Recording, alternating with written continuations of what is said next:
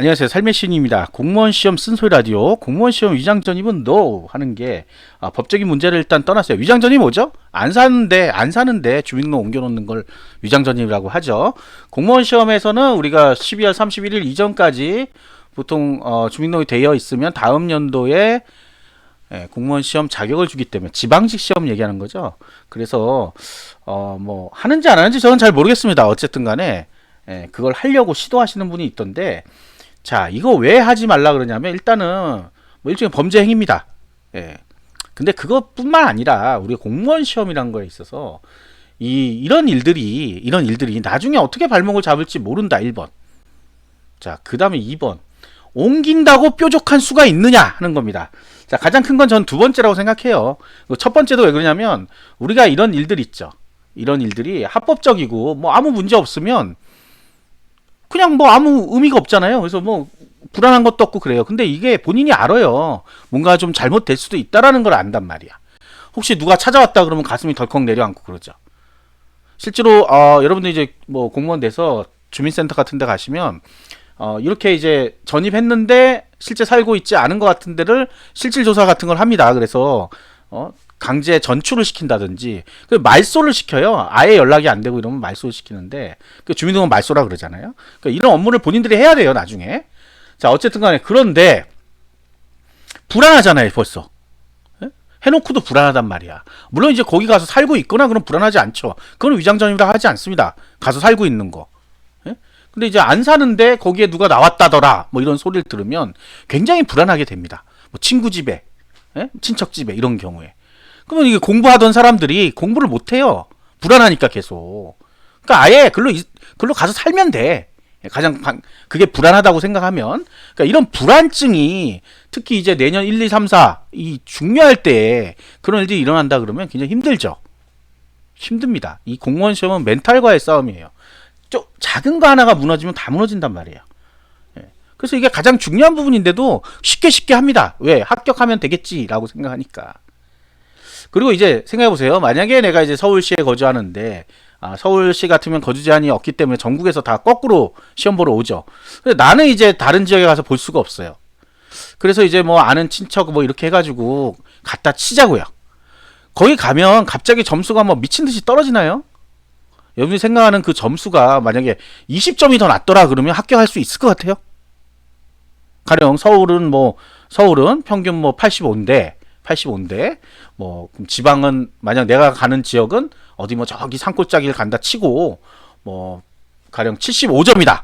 그럼 평균 10점이나 차이가 나잖아요. 그럼 과연 평균 10점 안에 내가 들어가냐 이거죠. 들어가는 분들이 그렇게 원래 시험 공부를 하는 건데 지금은 사실은 알 수가 없습니다. 지금 12월 달 돼서는 여러분들이 80점을 받을지 75점을 받을지 아직 알 수 없어요. 왜? 아직 완성된 상태가 아니거든요. 내년 1월, 2월, 3월 거의 3월 달 정도 돼야 완성이 된단 말이에요. 4월 달 시험, 5월 달, 6월에 시험이니까. 자, 그런 식으로 가면 나중에 내 점수가 더 높아질 수도 있는 거야. 지금은 근데 아직 측정은 안 돼요. 근데 지레 겁먹는 거지. 지레 겁먹는 것도 있을 수 있고 어떤 분들은 보험이라고 생각하고 하는 분도 있던데 아무 의미 없는 일이에요. 왜? 내가 이 합격선 낮은 지역으로 가는 순간에 어떤 생각을 하냐면 공부를 덜 해도 된다는 생각을 한단 말이에요. 1, 2, 3, 4월 달에 공부 안 합니다. 그러면 여유가 생긴 거야 갑자기. 막 빡빡하게 공부하고 왔는데 야 내가 이 지역으로 이제 지원할 수 있는 상황이 됐어. 그게 뭐 진짜든 가짜든 간에 그러면 그때부터는 공부를 좀 놔요. 왜? 그래 남들보다 한 두세 개 더 틀려도 난 상관없어. 그 제일 먼저 안 하는 공부 뭐냐? 한자 공부 안 합니다. 잘 하던 분들이 영어 단어 몇 개 안 외워버리고. 왜? 하기 싫으니까. 그것까지 있어야 원래 합격을 하는 건데 본인 지역에서는 물론 그 지역에 간다 그래서 그거 몇 개 날린다고 그럼 나머지는 합격하냐고. 나머지는 다 맞냐고. 항상 그 얘기 하죠. 우리가 공부하다가 야 이 단어는 포기야. 그럼 나머지 단어는 다 맞냐고. 정말 그런 사람 몇 명이나 돼요. 자기가 공부한 건 무조건 다 맞아. 근데 공부 안 한 데는 틀릴 수밖에 없어. 그럼 안 할래 차라리.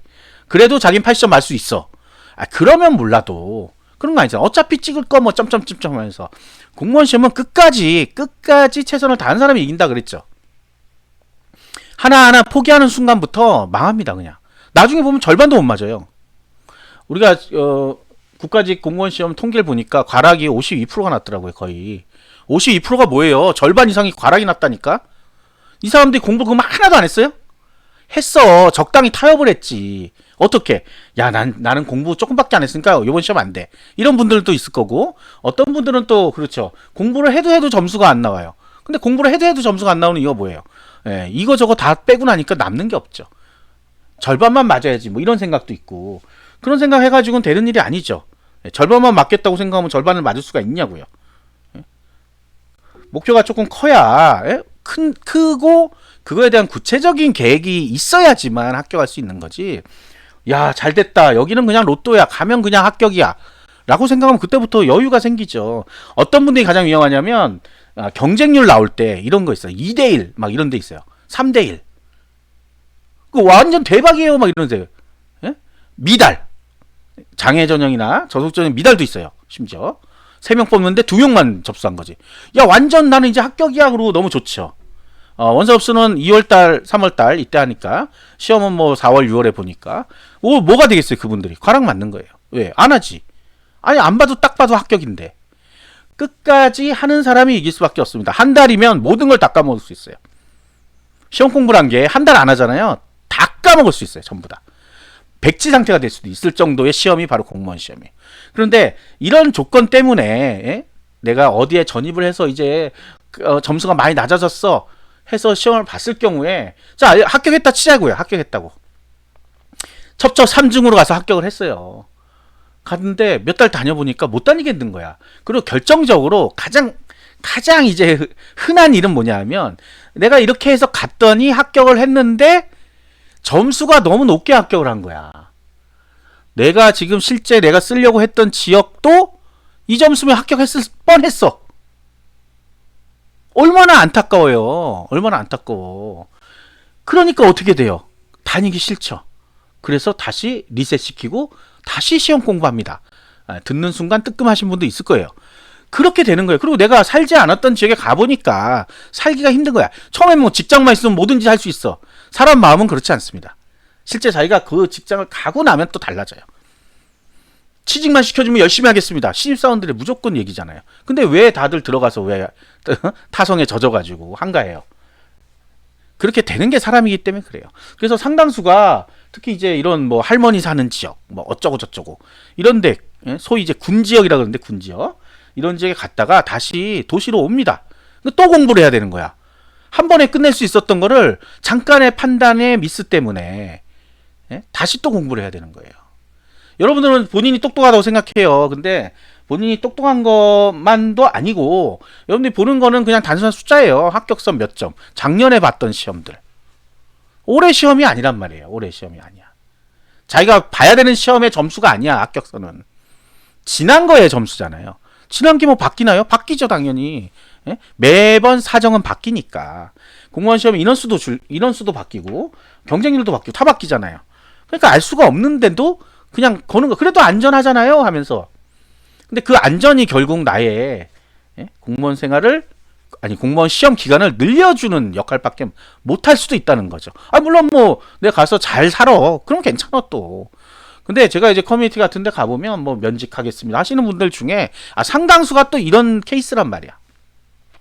갔더니 뭐 7시 이후에는 할 일도 없고 어쩌고저쩌고 뭐 엄청 멀고 출퇴근도 안 되고 점점점점점 뭐 주거비용도 나가고 이런 것들을 다 생각을 한 다음에 해야 돼요. 합격만이 능사는 아니에요. 이제 앞으로 몇 년을 더 근무해야 되는데 25살에 합격하면 몇 년 근무해요?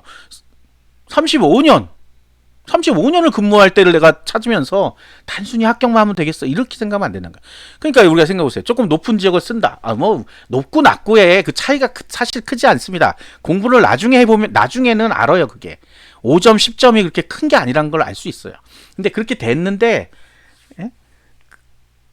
그거를 만약에 그렇게 높다, 뭐 자기가 생각할 때 높다 그러면 그만큼 공부를 더 철저하게 하는 게 중요한 거지.